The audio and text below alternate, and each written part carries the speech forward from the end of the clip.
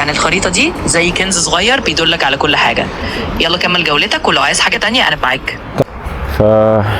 تقريبا هنا هنستعين بسعدية، نشوف سعدية تقول لنا ايه.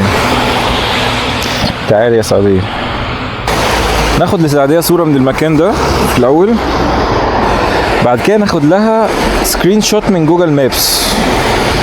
نخش على جوجل مابس مثلا، احنا هنا واقفين قدام مبنى تحفة كده في هايدلبرغ اللي هو الستات هاوس ستات هالر. المبنى ده اتبنى اوائل القرن العشرين وكان رمز للثقافة والفن هنا. الحجر الاحمر بتاعه بيحكي حكايات من زمن القيصر. يعني وانتوا بتتفرجوا كده تخيلوا ان المكان ده شاف حفلات من زمان قوي ولسه صامد. المكان ده بقى دلوقتي بيستضيف حفلات موسيقية كلاسيك، مؤتمرات، واي احداث ثقافية كبيرة في هايدلبرغ. يعني اللي بيخشوا هنا النهاردة هم ناس جايين يسمعوا موسيقى او يحضروا فعالية تقيلة. بص يا حبيبي، هي كأنها المسرح الكبير بتاع المدينة، وزمان